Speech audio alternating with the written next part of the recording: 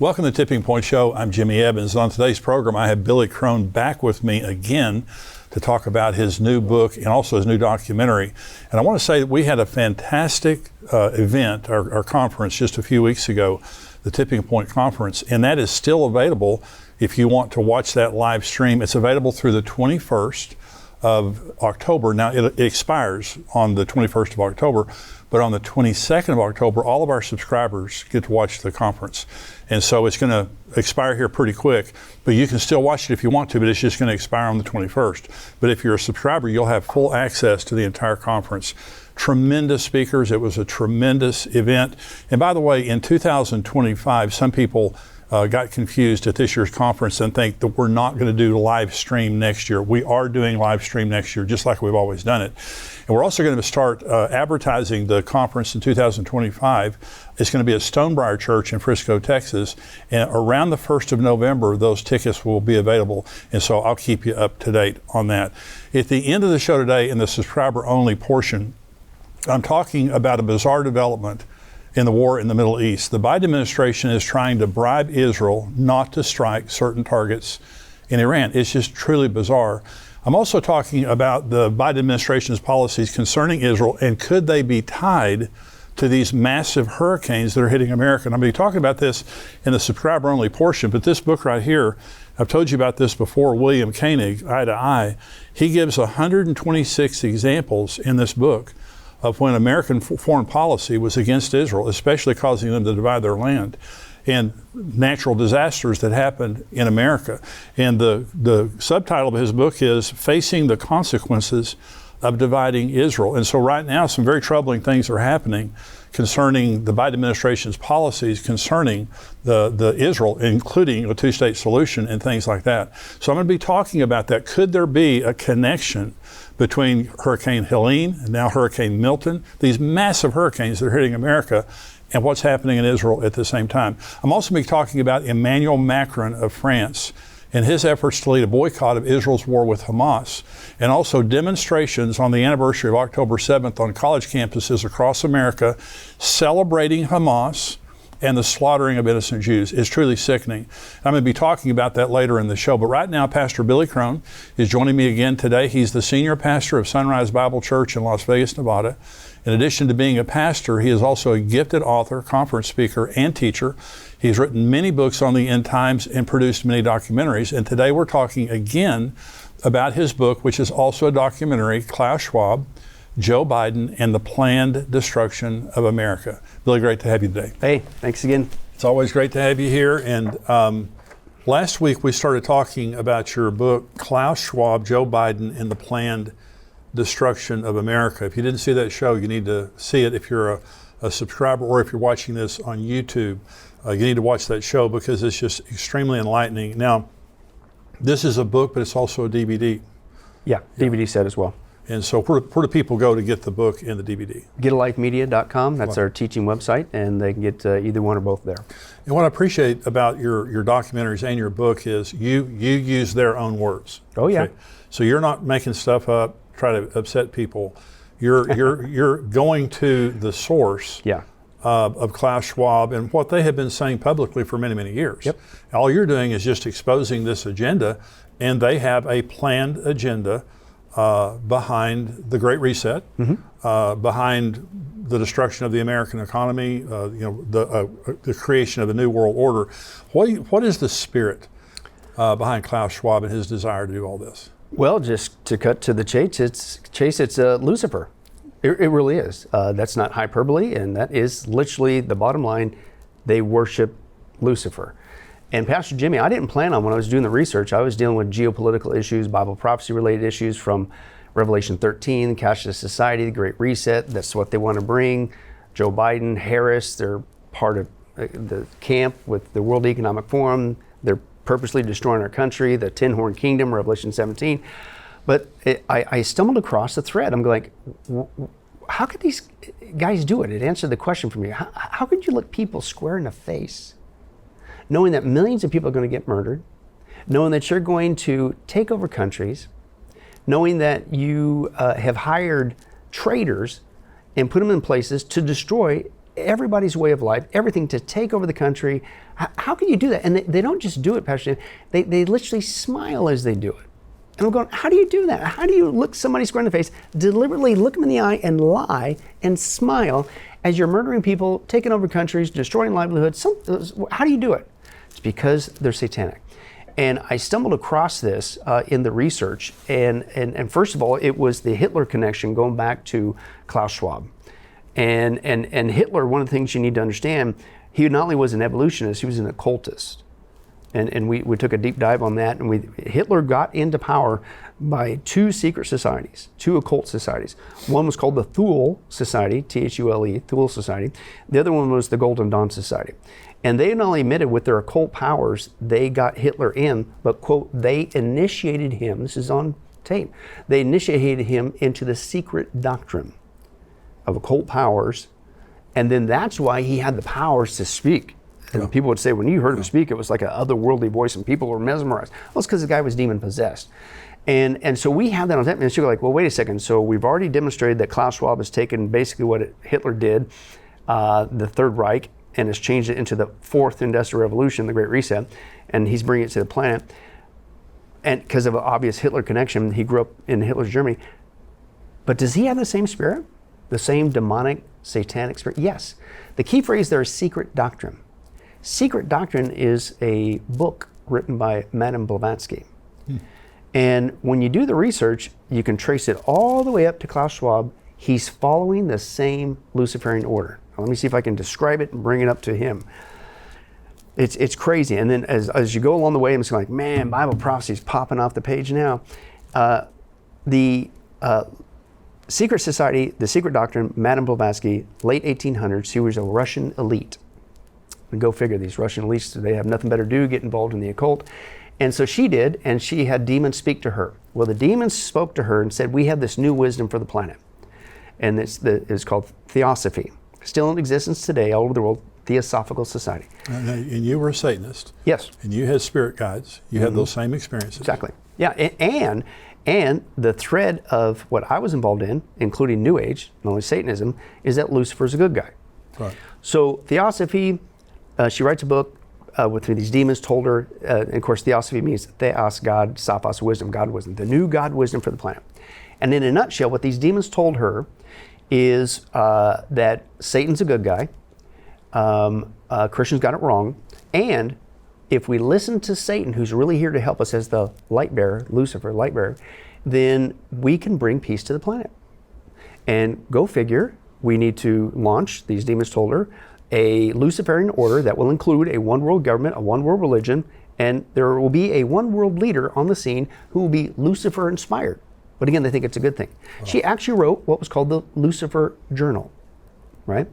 Because they think he's a good guy and we need to listen to him. He's the one who will bring peace to the planet.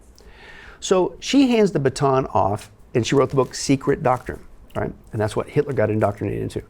She wrote, she passed the baton to another lady. Her name was Annie Besant after Blavatsky died.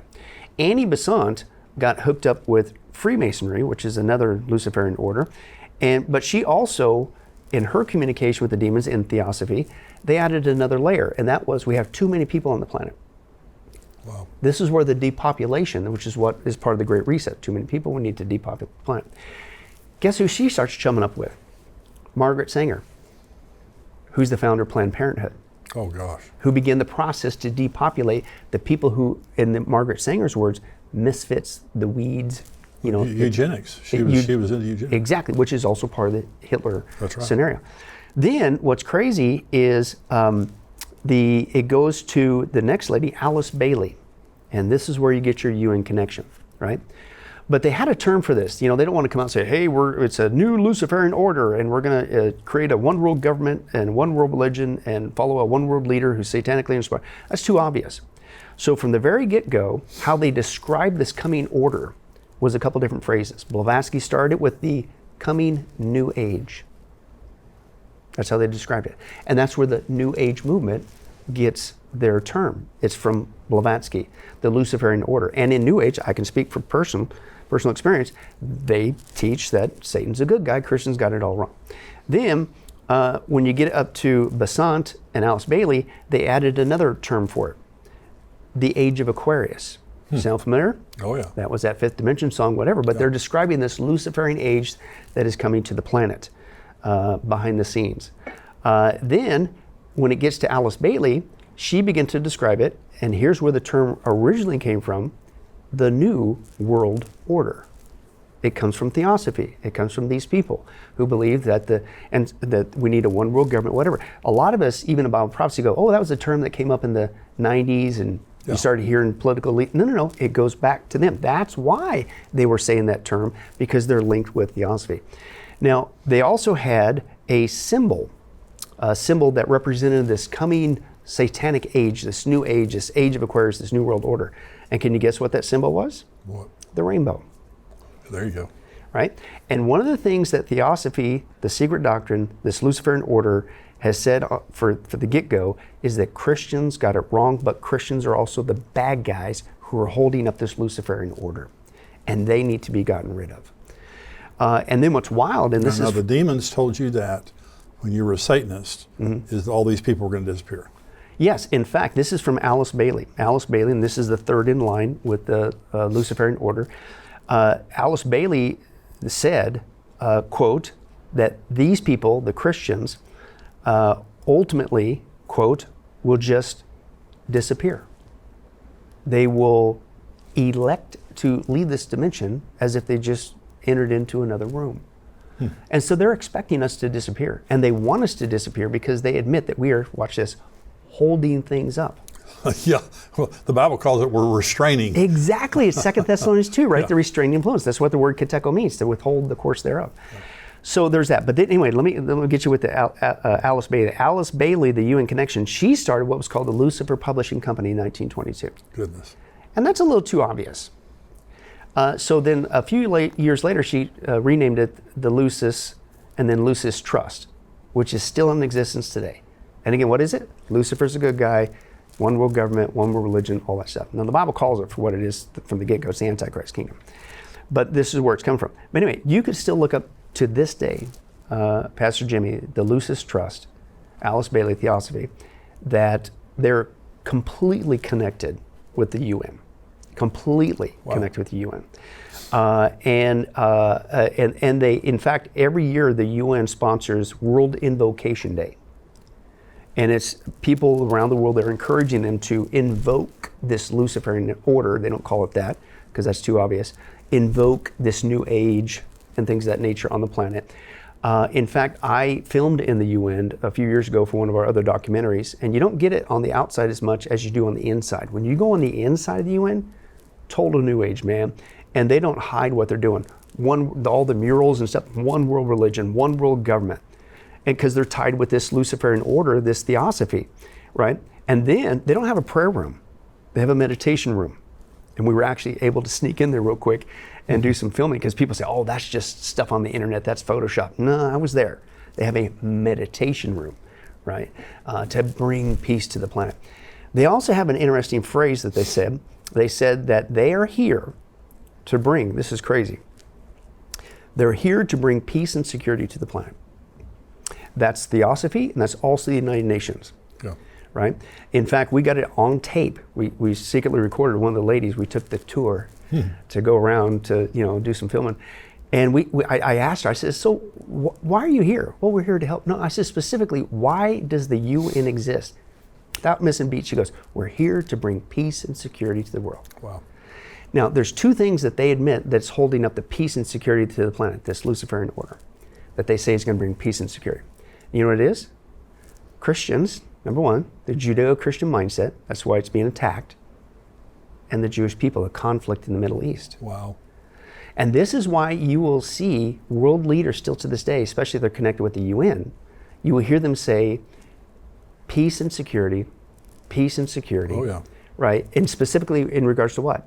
Israel, quote, Palestine. Obama said it many times. Biden says it. World leaders over in Europe, Tony Blair, all these guys, they say that we need to bring peace to the Middle East, peace and security, Israel and Palestine living together side by side in peace and security. Peace. They say it all the time at the UN. Now here's what's crazy, Pastor Jimmy. You go to 1 Thessalonians chapter 5, and you know what Paul says there? He says specifically, when you hear people crying out peace, The word there in some translations is safety, but it's asphalia in the Greek. And you know what it literally means? What? Security. Wow. So when you hear people say peace and security, bang, sudden destruction comes upon them. Here comes your 7-year tribulation. Right. So there's that. But here's my point. So that's all that theosophy, Everything you're Luciferian saying, order. people need to understand, you document that. Oh, we not only document, but if you get the DVDs, we got the videos. Yeah. You know, and that's the power of the DVDs, not to downplay the book, but people, oh, come on, you must have got that from wackyguy.org. No. Yeah. Here's them saying it on tape, they say it. and we transcribe it, of course, for the book. But here's the Klaus Schwab connection. Guess who, admittedly, and they still have it on the World Economic Forum's website, was one of Klaus' best buddies? Who? A gentleman named Maurice Strong. And if you know anything about Maurice Strong, he was one of the biggest New Agers, theosophy guys in the United Nations. And Klaus admitted that the World Economic Forum would not be what it is today without Maurice Strong. And he recently passed away, Maurice Strong. But again, so you got Lucifer's good guy, one world government, one world religion, follow a one world leader, theosophy, Blavatsky, Besant, Bailey, UN, Maurice Strong, Klaus Schwab. Wow. It's a direct tie. And I stumbled across it. But once you start going down that rabbit trail, and so I'm going, you can call it Great Reset all you want. It's a Luciferian order. It used to be called New Age. Then it went to the New Age, or Age of Aquarius. Then it's been the New World Order. Klaus just relabeled it, Pastor Jimmy. Now he calls it the Great Reset, the Fourth Industrial Revolution. It's the same thing. And this is the only book on the planet that tells you, no, you can call it what you want. That's right. This is the coming Antichrist kingdom. Well, and Satan, you know, one of the most chilling scriptures in the New Testament, it was talking about when Jesus was being betrayed. It said Satan entered Judas. Yeah. And, you know, demons, they want us as their body. They want to, Jesus said when the demon goes out of a man, he goes into waterless places looking for another house, another place to inhabit. So the Antichrist is Satan in the flesh. Yep. He's Satan possessed. So Satan is creating the world that he's going to rule. Mm-hmm. So when you're saying all these things, it's not just happening. It is being orchestrated by Satan, because Satan's going to make another play at being worshipped, at taking God's place, and all those things like that. So it is Luciferian, and Satan is behind the scenes right now of what's happening, and the Bible is the only book on earth that tells us in advance what's going to happen. Yeah, and what it really is, because these guys are masters of labeling, relabeling. Yeah. I mean, you can't show up on the planet and say, hey, I'm Lucifer, and I'm going to take over the planet and install a satanic regime and mass murder most of you guys, and demons are going to flood the planet. Oh no, people aren't going to resist. Yeah. So you relabel it. It's the secret doctrine. It's the new age. Yeah. It's the age of Aquarius. Didn't you hear that song? Yeah. Right? It's going to be great. It's the, what do they call that? The Inflation Reduction Act. Yeah, really, They're masters at this. Yeah, exactly. Yeah. So, but that's really what's going on. But you mentioned that, go back to, what's the spirit behind?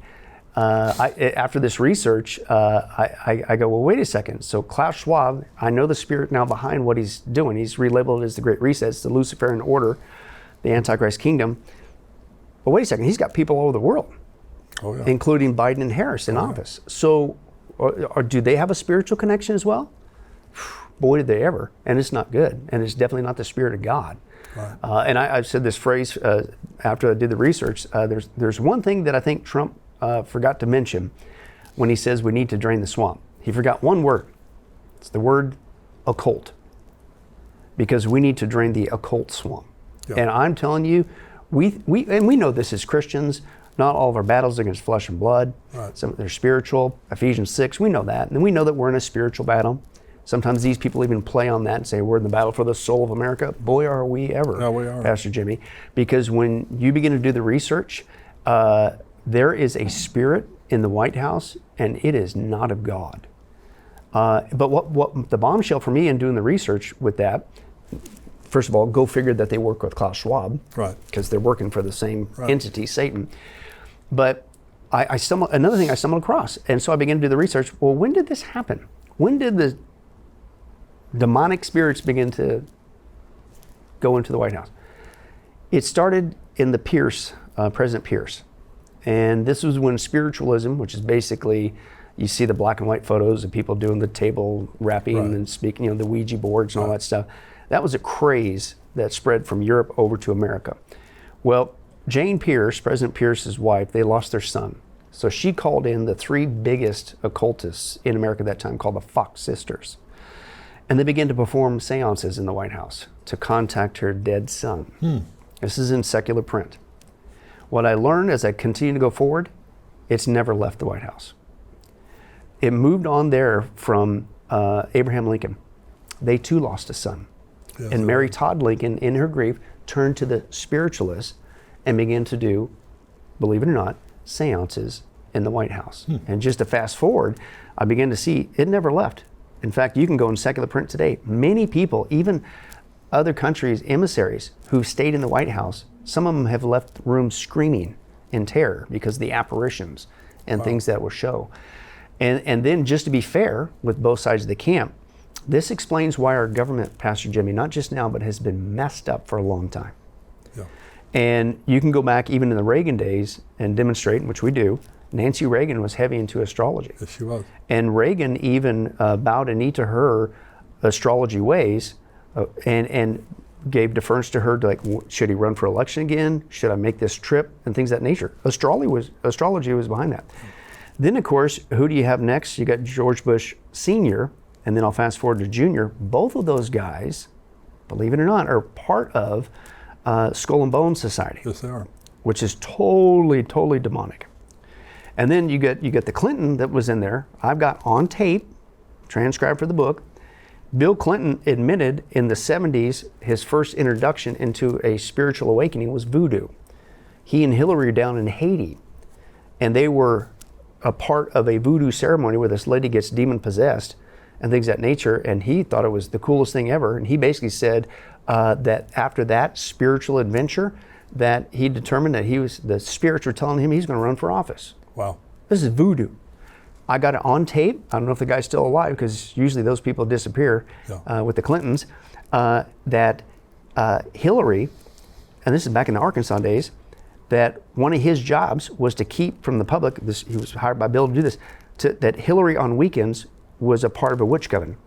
Wow. And which of course we're going, oh, that makes sense, right? But and then fast forward, so then you got the Obamas, and there's, just to cut to the chase, satanic overtones that we bring out with that.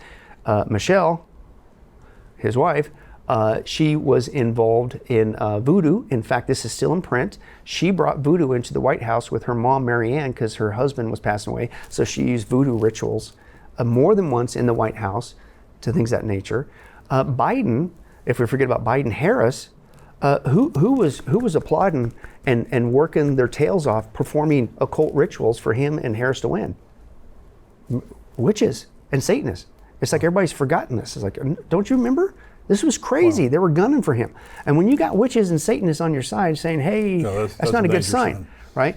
And there's other occult things that we bring out with that as well. In fact, when Biden got into the White House, he hires Susan Rice, who used to work for Obama.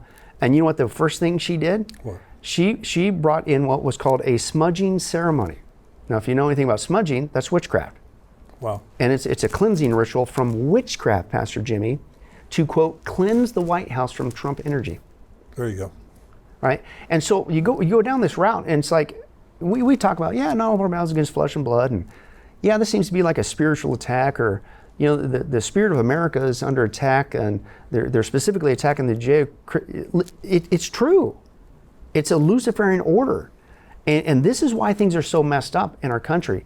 And this is why it's so important in the days that we live in. We need to wake up as Christians and realize that our country has been infiltrated and invaded by people who worship demons, who worship Satan. They're Satan worshipers, and they're in high places, right?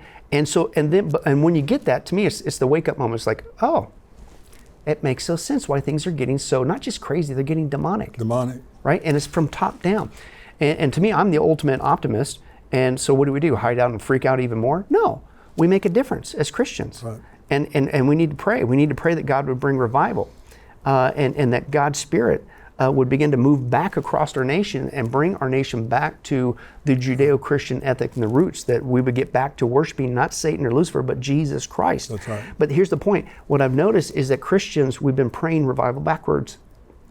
When we even pray, if churches even pray for revival anymore, their attitude is like, God, go get them. No, the Bible says, if my people, God's people, what do? Not pray. We skip over that first one. It's humble yourself. Been humbled yet? You humble yourself, then you pray, seek God's face, not just one for a weekend, seek His face, and then turn from your own wicked ways. That's when revival begins to break out. Right. So if there's ever going to be a genuine revival before the 7-year tribulation breaks out and we're out here at the rapture, the only way it's going to happen, Pastor Jimmy, is if we, the church, wake up. That's right. And if we get our hearts right with God, then there's a chance. And until that happens, it's never going to happen. Revival is for the church. Awakening is for the nation. Yeah. You can't revive something unless it's once alive. Right. And so you revive the church. I totally agree with what you're saying. And part of the problem is there's so much of the church today that, Jesus told the parable of the 10 virgins. Matthew 24 was all about the end times. They asked him, his disciples asked him, what will be the signs of the end? So Matthew 24, he gives the signs. Then in Matthew 25, he tells 2 parables and a true story about judgment. And the first parable was of the 10 virgins, which represents the church. And the bridegroom that returns to marry the brides, and so, which represents Jesus' return. And 5 were wise and 5 were foolish. And he said to the 5 foolish, I don't know you. Okay. Well, Jesus gave a percentage, and that is half the church when he returns will be false. Yeah. And that's what you see today. You see the denomination, like the Methodist denomination is an example of this in this past year. Thousands of congregations left the Methodist denomination because of how liberal they've become. Yeah. And I'm proud of them for doing that. The same happened to Presbyterian, Right. Baptist, right down the line.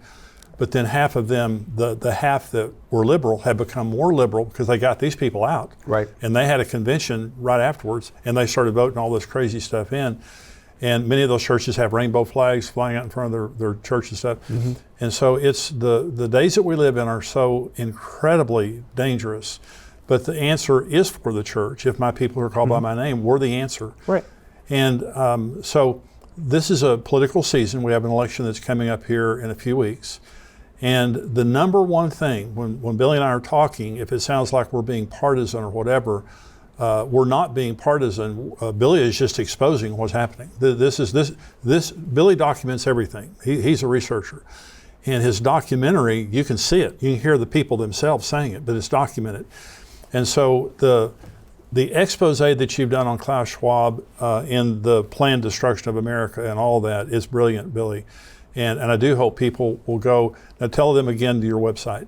It's getalifemedia.com. That's the teaching website. They get the book and the DVDs there. And you have many books, you have many DVDs, you have all kinds of materials there. So go there and get the book, get the DVDs. This would be a great book and DVDs to use in a small group or in a church Bible study or something, just to see what's going on. Yeah. But the battle for America is the battle for the soul of America. Right. And it's not just a political thing, because Right. politics alone are not going to save anything. Right. They're important. But pray about the elections, register to vote, go out and vote. But more than anything, use your life, just like Billy said, to make a difference for Jesus Christ, Well, and that's actually, I'm glad you brought that up. That's how we end the study. It's really on a high note. It's action, because it's like, wow, this is crazy. What do I do? Yeah. Well, it's not a time to go AWOL or hide out in the hills or freak out and get afraid. Fear does not come from God. It's time to be faithful and get back to who we are as Christians, which is engaging our culture.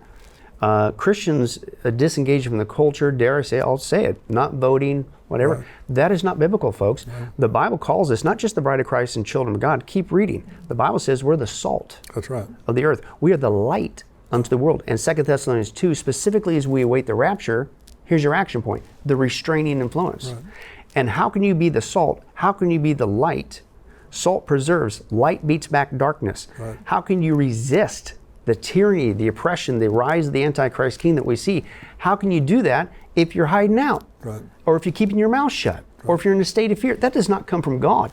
And so the action point is, Christian, it is a time to live up to who we are in Christ. That's right. Get back to being the salt, the light, in the last days resistance, right. And finish strong. Absolutely. Billy is the senior pastor of Sunrise Bible Church in Las Vegas, Nevada. And what is the website of your church? SunriseLV.com. SunriseLV is in Las Vegas.com. Wonderful. Billy, thank you for joining me again today. You. It's always great, and I look forward to the next bombshell that you drop and, expose. We're going to go into the subscriber-only portion of the show now. And so if you're not a subscriber to endtimes.com, go there right now, $7 a month, and become a subscriber. You get the entire Tipping Point show without commercials. You also get the subscriber-only portion where I talk about, what's in the news right now, the commentary section. You get Mark Hitchcock's podcast comes out, Brian Schrauger. We have articles, breaking news that comes out all week long. I want you to be a subscriber. $7 a month. I'm saying this, help support endtimes.com and what we're doing. What we're doing is very important. In fact, other than the gospel, I believe that what we're doing is the most important message in the world right now, is helping people understand end time prophecy and that Jesus is coming, and help people not be anxious but actually be comforted, because when you understand end time prophecy properly, it comforts you. But help support, not just become a subscriber, help support. And some of you, even if you don't want to become a subscriber, you can go to endtimes.com and you can give a financial gift to help support what we're doing. And we're expanding this ministry like never before. We need your help to hire people, to do things, to produce different programming, and hire new people to be contributors on the show. And so endtimes.com, you can become a subscriber, or you can give a gift. If you are a subscriber, stay tuned. Welcome back. I want to talk about some of these articles here. This is from Prophecy News Watch, and the title is "For Shame, College Students Celebrate Anniversary of October 7th and the Slaughter of the Jews." This took place all over America on Monday of this week, this celebration of October 7th, which is sickening. This is the article. As the civilized world mourns the first anniversary of the worst attack on Jews since the Holocaust and prays for the release of more than 100 hostages, including 4 Americans still being held by Palestinian jihadists in terrorism tunnels, American college campuses are rife with celebrations of Hamas atrocities.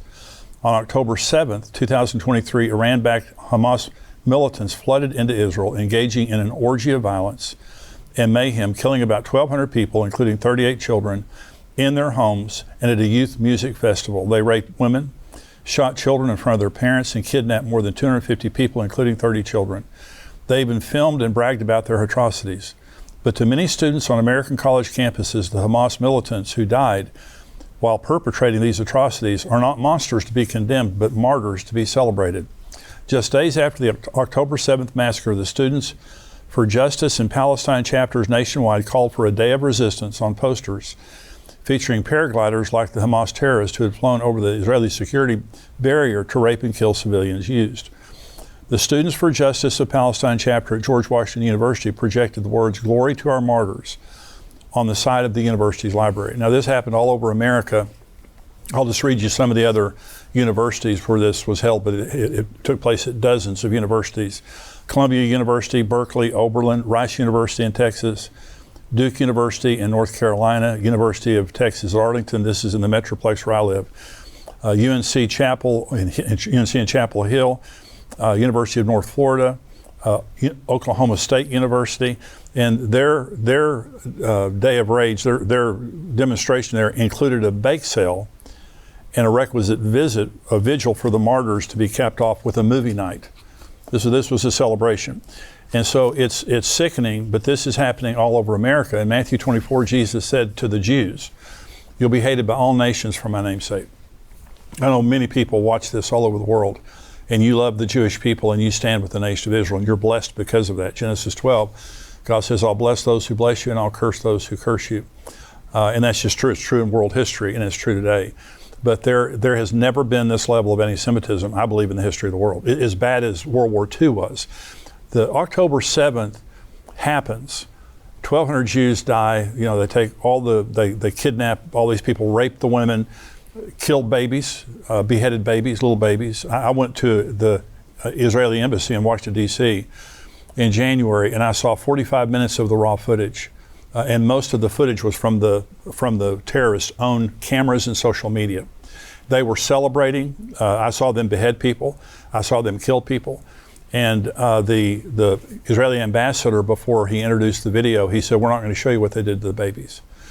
And they wanted us to see this because people were denying that it happened. Well, it happened, and I saw it.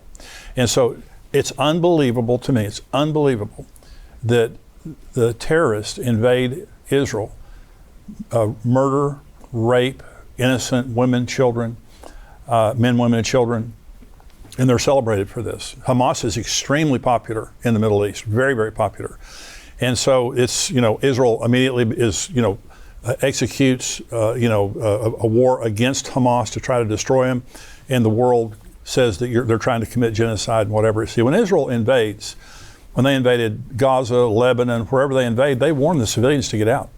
But see, the terrorists, the Hezbollah and Hamas, they put their military installations, their terrorist installations, in daycare centers, in schools, hospitals, and humanitarian zones.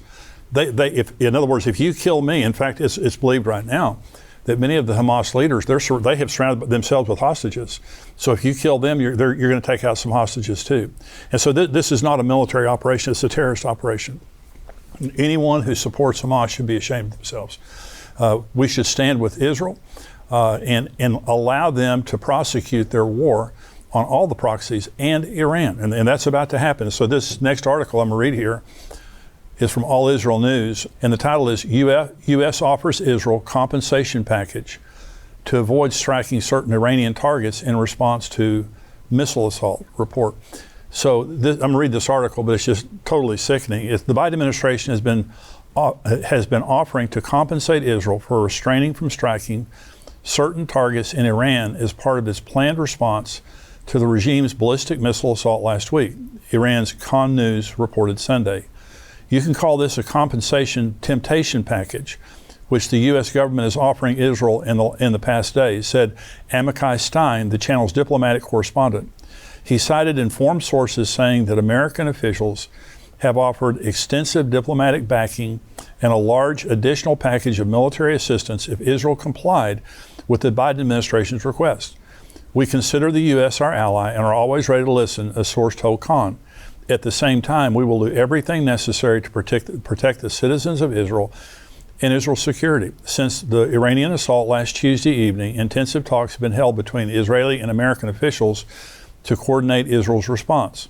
While Israel's leaders have vowed a severe response, the Biden administration has sought to limit Israeli strikes, especially on nuclear and oil facilities. The Israelis have not concluded what they're going to do.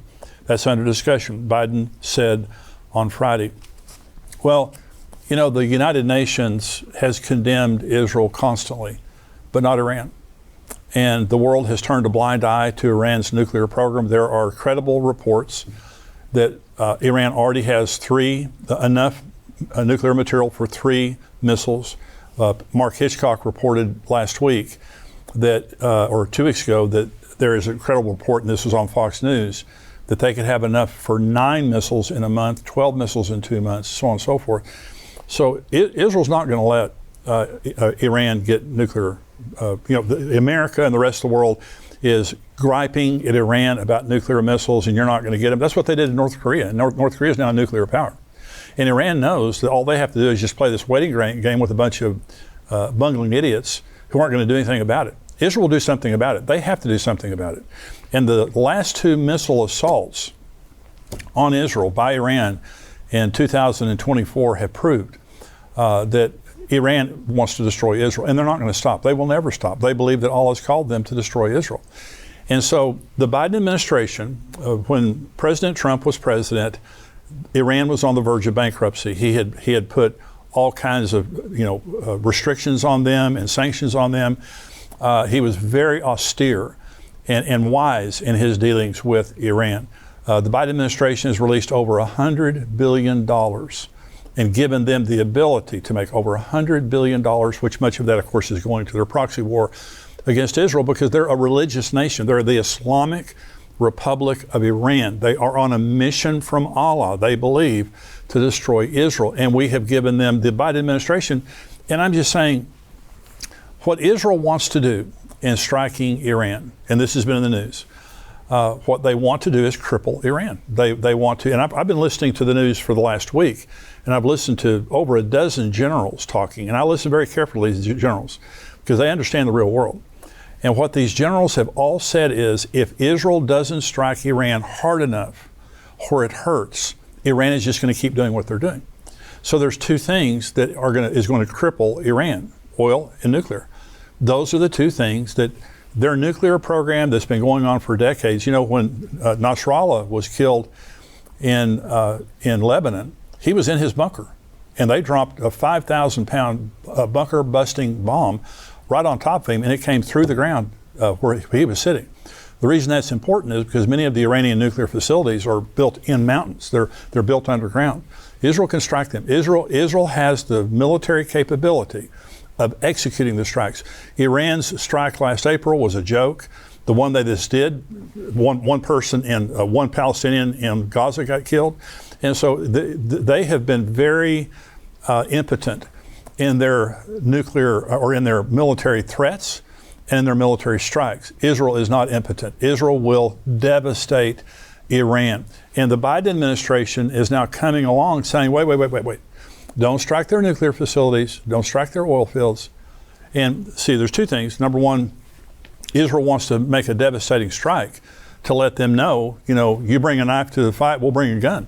We're not fighting you. We're not going to lob missiles at each other. We're going to stop you. The other thing is they want a regime change. Now, during the Obama administration, there were uprisings in Iran because the people of Iran hate the government. The people of Iran are precious. They're Persian people. They're in Hormuz Shariat, who's been on the show here a couple of times, and I've been on his show. They call him the Billy Graham of Iran. He's leading the largest revival in the world right now that's happening in the nation of Iran. And what Hormuz Shariat said here on the show last time he was here is he said, we're Persians. Islam is not compatible with the Persian culture. The Persian culture goes back for thousands of years. And he said the people don't want the Ayatollah, the mullahs, all these people telling them how to live their lives and what to do. That's not our culture.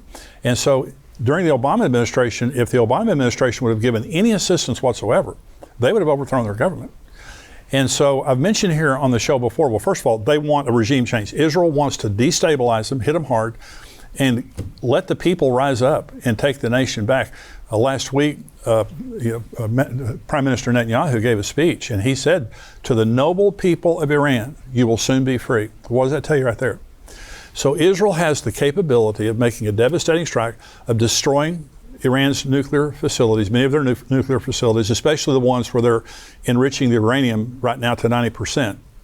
And so they have the ability to do it. They have the ability to bring them to their knees, their oil fields, which they make billions of dollars from. But the Biden administration is nervous. Nervous because of China. China buys 80% of their oil from Iran.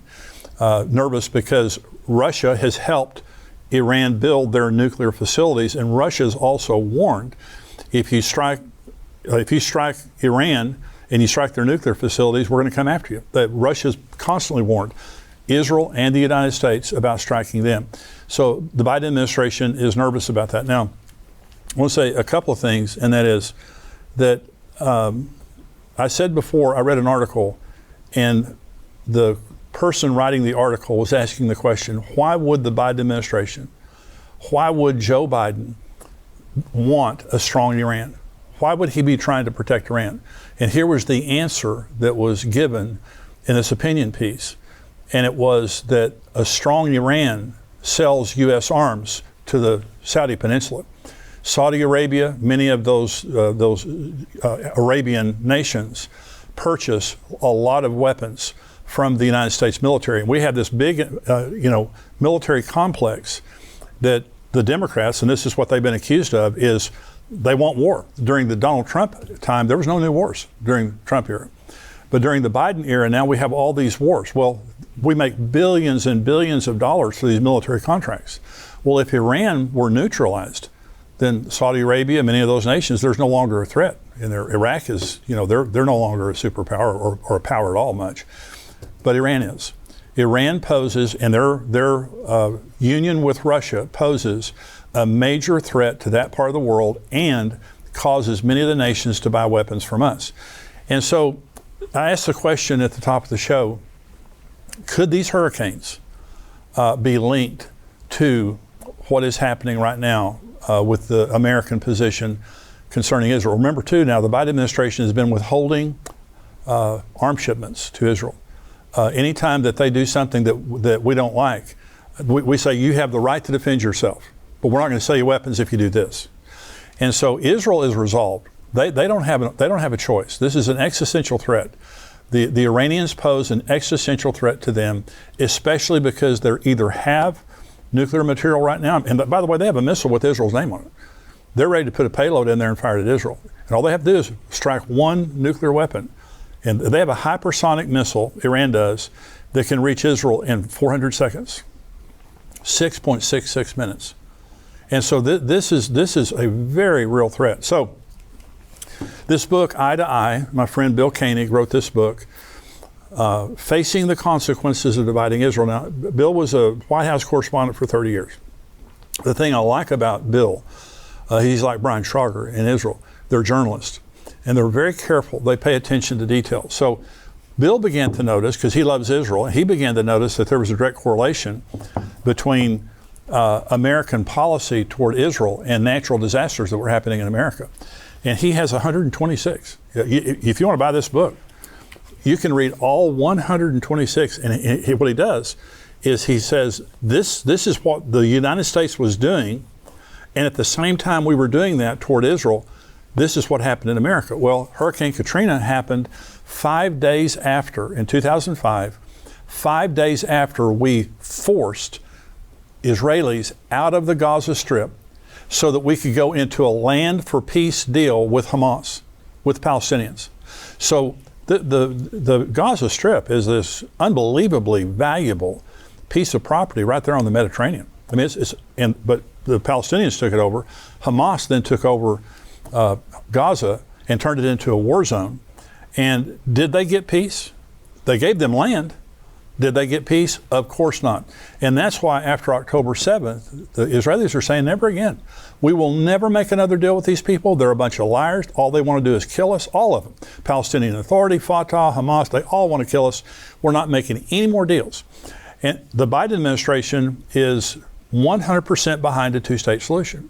And when President Biden visited Israel a few years ago, he went to East Jerusalem and wouldn't let the Israelis go with him because he does not recognize the Israelis' authority and ownership of East Jerusalem. And so it's a real serious issue. And I'm asking the question, could there be a connection between what America is doing right now related to Israel and these hurricanes? Well, we have a presidential election coming up. And I'm just telling you that there is a direct connection between America. Well, it's documented. You can read it right here. If you have any doubts about what I'm saying, you can read this book. And this is not exhaustive. This book came out several years ago, and since then there's been event after event after event. And so directly connected to our foreign policy toward Israel. So I appreciate the fact that we have stood by Israel in many ways since October 7th and either before. I appreciate the rhetoric that comes out, from Democrats and Republicans in support of Israel. But the fact is, there's something very, very fishy about what's happening right now concerning the Biden administration's attempt to protect Iran. Can you possibly imagine protecting Iran? They exist for the destruction of Israel. That's their stated goal. They call Israel a cancerous tumor that has to be cut out. And why would you protect their nuclear facilities? They're going to use them against Israel. Why would you protect their oil facilities? The money that they're getting, they're going to use to prosecute their war against Israel. And so, but again, the Biden administration is protecting them, and it just simply doesn't make any sense at all. Here's another troubling event, and this is from the Jerusalem Post, and it's, will the U.S. hold Macron accountable for the surge in French anti-Semitism? And so this is Emmanuel Macron, who's the president of France. Read some of this article here. Judaism is under a dual assault, a physical assault coming from Iran and its proxies, and an ideological assault coming from the West. Over the weekend, France's President Emmanuel Macron linked the two when he announced that France had stopped providing arms to Israel that are used in its war against Hamas and encouraged others to do the same. This is a stunning development with historical consequences. War is a zero-sum game. When one wants to support a party in war, it can either provide weapons to that party or try to prevent weapons from being used by the opposing party fighting it. A year ago, the idea of Macron pleading with the world to effectively support Hamas in its war against the Jewish state would be unthinkable and dismissed as paranoia. But on October 5th, 2024, on the eve of the anniversary of October 7th attack, it really happened.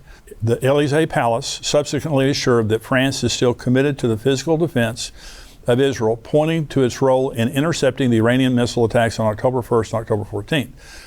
Indeed, the bigger impact of Macron's October 5th announcement may not be the potential loss of 33 million of French arms used to fend off the physical attack on the Jewish state, but the backwind Macron just provided for the ideological assault on Judaism, which is rapidly turning into an existential threat to the survival of Judaism. Macron's statement comes 4 months after France pledged to collaborate with the International Criminal Court, whose prosecutors are seeking to arrest Israeli Prime Minister Benjamin Netanyahu and Defense Minister Yoav Gallant, as well as preparing the ground for the mass arrest of Israeli soldiers. This would mark the second time in 80 years that France complied with arrest warrants issued against Jews en masse. Until this weekend, France was hiding behind the posture that it's just following orders, just as it did in the 1940s. But with Macron's call to embargo the Jewish state, France no longer is a passive follower. It just provided a powerful boost to the International Criminal Court efforts, certifying that, indeed, the actions of Israel and Gaza are so malignant that they warrant a global embargo against the Jewish state. And so, no, there are people, and I'm not one of them, but there are people that believe that Emmanuel Macron is the Antichrist. And they've got, a million reasons they believe that. We won't know who the Antichrist is because we'll be gone before he appears. 2 Thessalonians 2 tells us that. But this is an Antichrist action. It's an anti-Israel action.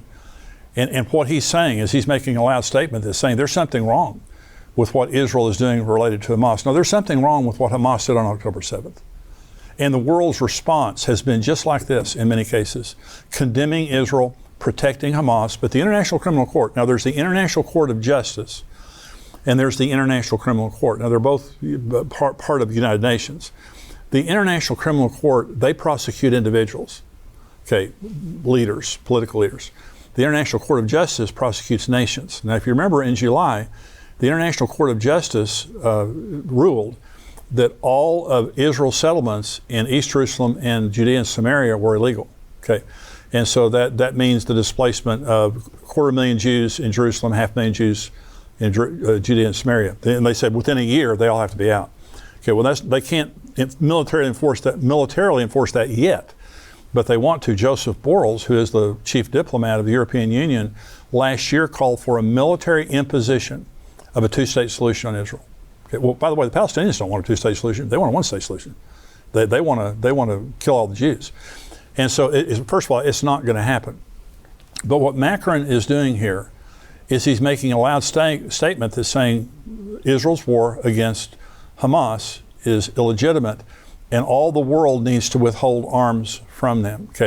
If Benjamin Netanyahu, so they have decided because of the war on Gaza that Benjamin Netanyahu and Yoav Gallant are both war criminals. Now the United States does not recognize the International Criminal Court because it's a chilling thing to think that there's no national sovereignty and some other entity can find you guilty and you travel there and they'll arrest you and put you in jail. I mean, it's a chilling thing. By the way, it's the beginning of one world order. This is the beginning of the Antichrist system, where there's a one world court.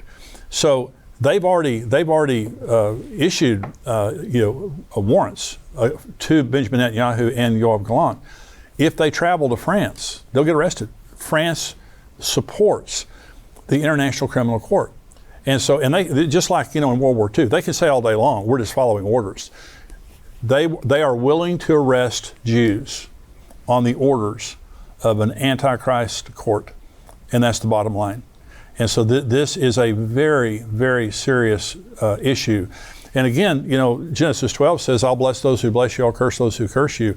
It doesn't look good for France either. I don't know what's going to happen in France, but this is a very, very serious statement against Israel. I just want to end by saying this. The things that are happening in the world right now are just off the charts. At the conference in September, my message was called Signs of the Very End Times. The things that we're seeing happening now, we've been seeing end time signs for 76 years since Israel became a nation. What we're seeing now are the signs of the very end. Jesus said, you'll be hated by all nations on my account. And he was talking about the end coming. So the Jews are hated right now by all nations like never before. This fever pitch. Israel's now locked in a situation with Iran that if they strike Iran, it could very easily ignite the Gog and Magog war. Russia, Iran, Turkey, Northern African nations, all the proxies. This is many other people with them, Ezekiel 38. And so I don't know what's going to happen. We're waiting for Israel to strike Iran. And so I'm taping this now on Tuesday, the 8th of October. This will post on Wednesday, the 9th of October. They could have already struck by then. But this is a very serious development. All these things are very, very serious. And so pray for the elections that are coming up. I hope if you're a Christian that you're registered to vote, you're going to go vote, and you're going to vote your morals and your faith. And so be sure and register to vote and go out and vote. It's very, very important. Pray for America and pray for Israel. The good news is Jesus is coming. That's why I do what I do, is because I want to keep you encouraged. And Jesus said, when you see these things begin to happen, look up and lift up your head. Your redemption is drawing near. Our redemption is drawing near. It's at the door. And so I don't know exactly when Jesus is coming. He can come at any time he wants to come, and we need to be ready for that. But in the twinkling of an eye, all of our issues are going to be over, and the world is going to be thrown into 7 years of tribulation. While we're at the 7-year marriage supper of the Lamb, there's going to be the wrath of the Lamb happening on the earth. And so we're not going to be here for that. We're going. And all the signs of the times are telling us it's going to happen very soon. I want to thank you for being a subscriber to endtimes.com. You are a blessing to us. We took an offering. I told you about a special need that we had at the Tipping Point Conference that took place a few weeks ago. The response has been overwhelming. And I'm going to tell you about that in the next couple of weeks. I'm going to tell you about what happened and how much we received from that offering. But we never have advertised. For the first several years, endtimes.com, we've just been building the ministry. Well, now we're getting the word out, and that's what I shared at the Tipping Point Conference, is that would you help us get the word out? And the response has been overwhelming. I want to say thank you to everyone who's given, and you can still give. You can go to endtimes.com. You just go to donate there and give a one-time gift, a recurring gift, but everything you use is going to help us to grow this ministry. But again, thank you so much, all of you who gave, all of you who are subscribers. I'll see you here next time.